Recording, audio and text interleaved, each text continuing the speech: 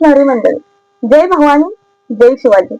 आज म्हणण्याचं कारण म्हणजे आज रायगडावरती एक मोठा सण साजरा होत आहे, जो मराठ्यांचा अगदी हृदयस्पर्शी सण आहे. तो म्हणजे शिवराज्याभिषेक सोहळा. आज 27 जून 2026 ला रायगडावरती मोठ्या थाटामाटात शिवराज्याभिषेक सोहळा होणार आहे.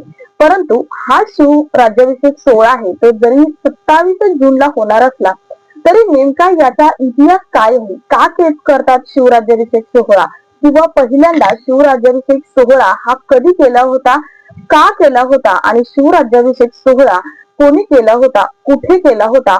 तर नमस्कार, मी पूनम आणि तुम्ही पाहत आहात माहिती मोलाची.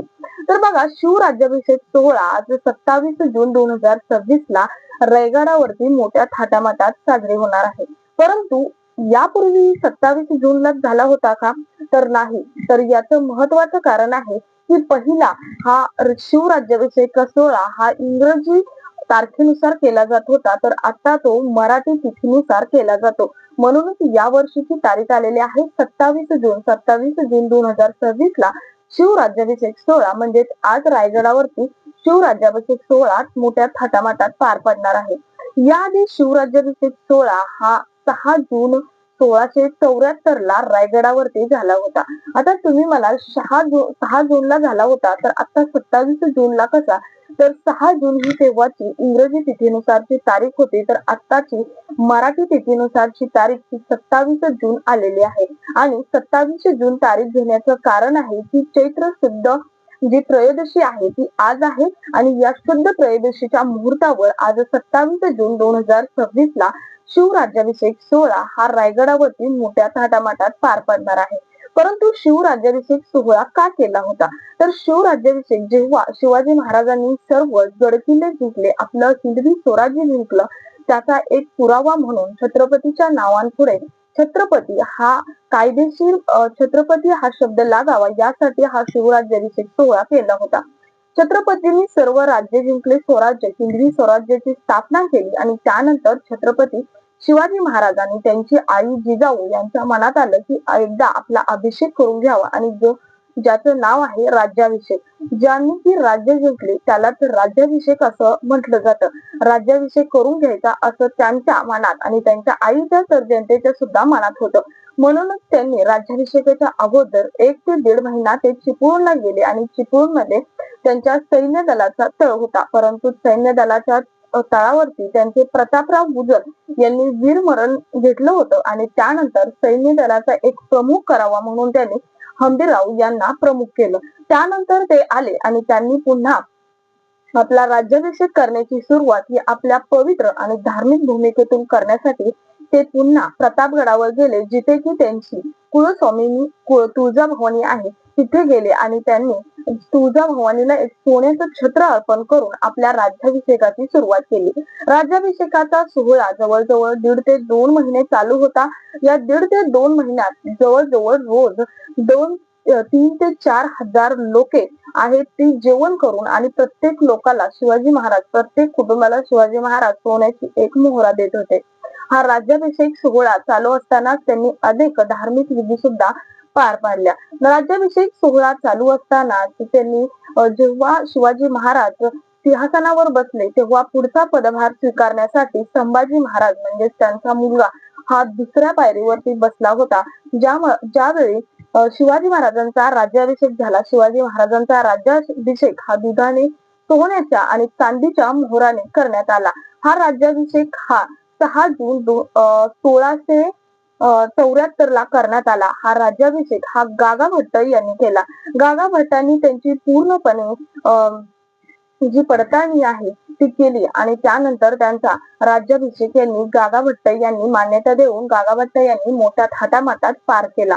त्यानंतर शिवाजी महाराजांना हा राज्याभिषेक दिल्यानंतर काय होणार होतं, तर राज्याभिषेक दिल्यानंतर त्यांच्या नावापुढे छत्रपती शिवाजी असं लागणार होतं. त्या अगोदर ही छत्रपती म्हणतच होते, परंतु जेव्हा छत्रपती राज्याभिषेक होणार होता झाला त्याच्या पूर्वी मात्र छत्रपती या नावावरती बऱ्याच जणांनी आक्षेप घेतला होता, आणि जे कायदेशीर पद्धतीने म्हणतात या पद्धतीने छत्रपती की राज्याभिषेकानंतरच शिवाजी महाराजांच्या नावापुढे लागलेला आहे. तर छत्रपती शिवाजी महाराजांचा हा राज्याभिषेक सोहळा 6 जून 1674 ला जरी पार पडला असला तरी आता तो चैत्र शुद्ध त्रयोदशीच्या मुहूर्तावर आपल्या मराठी मुहूर्तावर घेतला जातो आणि या वर्षीचा हा जो मुहूर्त आहे तो 27 जून म्हणजेच आज चैत्र शुद्ध त्रयोदशी आहे आणि आजच्या दिवशी हा महत्वाचा सण म्हटलं तरी चालेल म्हणजेच राज्याभिषेक रायगडावरती मोठ्या थाटामाटात पार पडत आहे.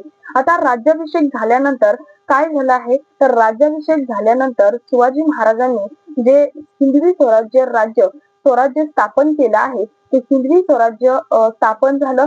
त्यानंतर त्यांचे जे अधिकार आहे त्या अधिकारांना मान्यता मिळाली. सर्व जनतेला एक प्राधान्य मिळालं की हिंदवी स्वराज्य स्थापना झालेल्याचं एक प्रूफ मिळालं आणि यानंतरच तो राज्याभिषेक सोहळा हा पाडण्यात आलेला होता. हा राज्याभिषेक सोहळा जरी इंग्रजी लोकांसाठी तो एक सण नव्हता तर मराठी लोकांसाठी हा एक मोठा सण मानला जात होता. शिवराज्याभिषेक सोहळा चालू असताना तर तिथे एक इंग्रजी व्यक्ती आला होता. ज्या इंग्रजी व्यक्तीने शिवराज्याभिषेक सोहळ्याचं सर्व वर्णन एका बुक मध्ये केलं आहे. त्या इंग्रजी व्यक्तीचं नाव होतं हेनरी.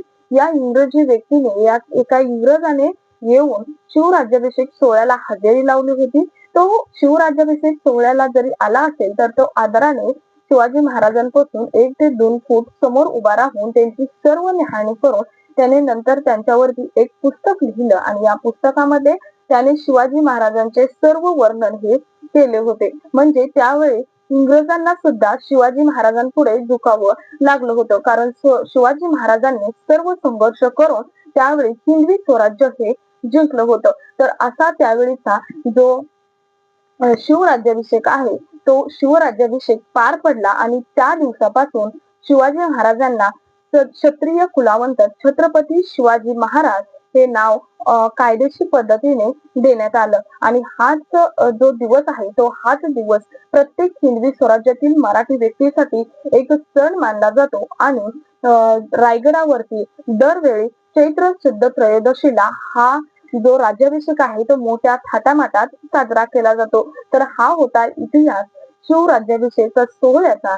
तो हा इतिहास प्रत्येका मराठी माणसांपर्यंत शेअर करा आणि जर चॅनलवर नवीन असाल तर चॅनल अशाच महत्वपूर्ण आणि मोलाच्या माहितीसाठी आपल्या मोलाची माहिती या चॅनलला सबस्क्राईब करा. भेटूयात पुढच्या एका अशाच नवीन माहिती सोबत. तोपर्यंत धन्यवाद.